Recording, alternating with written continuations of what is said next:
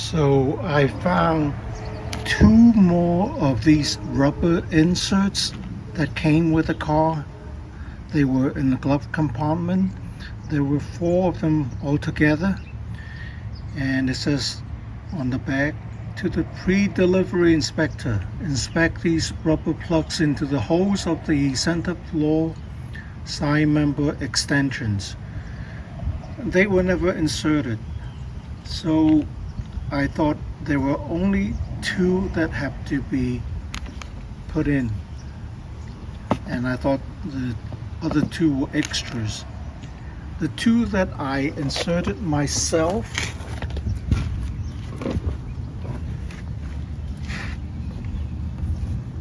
one is over there and one is on the other side, and then now I check, and in the back actually there are two more holes like that. There's another hole on the driver's side and on the passenger side on the other side of the car. So I have to insert the rubber insert.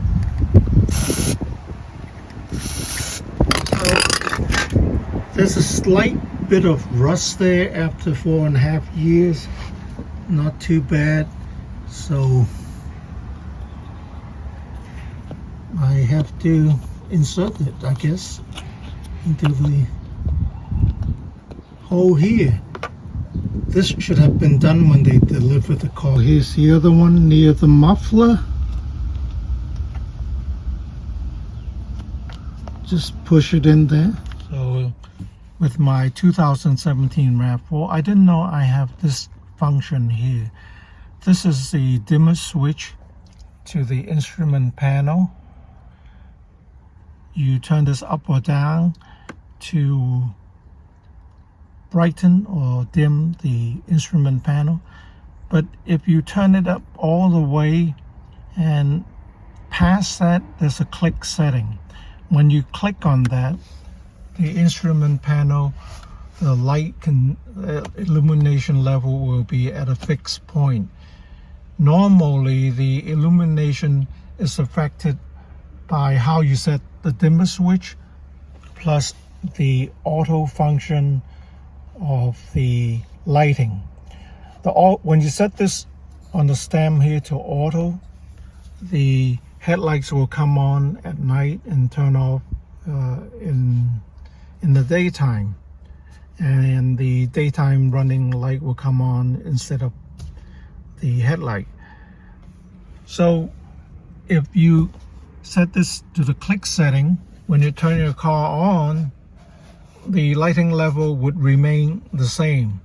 It won't dim or it won't brighten according to the outside condition. So that's a function that I didn't know existed.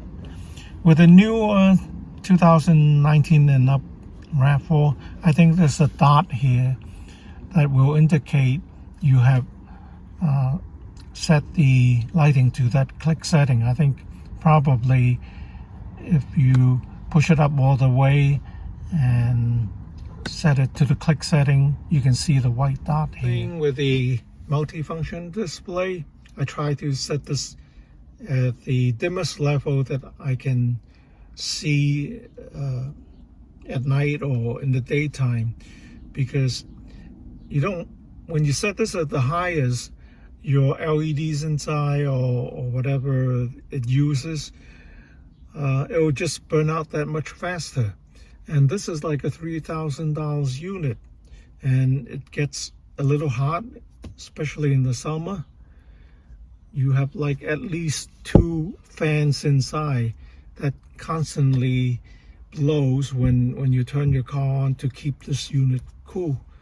So it's better not to turn the brightness to the highest level. So that's something that I didn't know or was aware of. There's another thing here that I knew, but I never had to use it. this little cover here, and this is like a manual override. If your shift lever is cannot be moved when you try to shift it, if the mechanism in there is broken, you can pry open this cover and use a screwdriver to release the mechanism, so you can at least shift to drive or whatever gear that you want to shift to, and drive your car to your mechanic to have the interlock switch replaced. Another little thing that I tend to forget is when I change the dome light where to pry, and with the Rav4 you have to insert your screwdriver around here and here on the other side, but don't insert your screwdriver around the edge of your dome light, because that would detach the whole light from the ceiling of your car. So the LED bulbs, they're more forgiving. They're like maybe like 1 watt, and they're like 5 or 6 of these lights, so if you total them up, it can drain your car battery. So that's the only reason I use the LED bulbs. I don't think they actually last as long as the incandescent bulb. So I inspected the AC condensers recently. They weren't too dirty. This is like a 4.5-year-old car, and there were some bugs and insects on the outside. So I just used a water hose to clean off the AC condenser. So when you do that, just be careful. You look inside the car first to see where all the connectors are, and you can wrap them up if you want to, but be careful not to spray too much water when you're cleaning the condenser coils, otherwise you'll cause a problem to your car. And when you clean off the AC condenser coils, your AC will run cooler. Now from the inside, you can see all the controls here.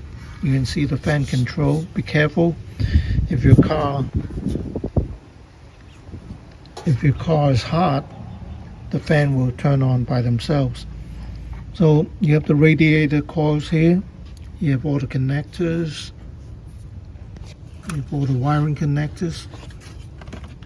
Don't spray water on them directly. You can wrap them up if you want to with some plastic wrap before you try to clean out the radiator and the condenser. Now, if you use your hose, you move it up and down. You move your hose up and down because you see the fins are up and down. If you go sideways, if your water hose has very strong pressure, you can actually bend the fins. Also, always check your dipstick. Make sure that they're fully inserted. My son took his car for servicing, and when he took it back, he didn't realize for like a couple of months the dipstick wasn't fully inserted. It was just like that. The guy who changed the oil didn't push it all the way in, right? And that is not good. You push it all the way in.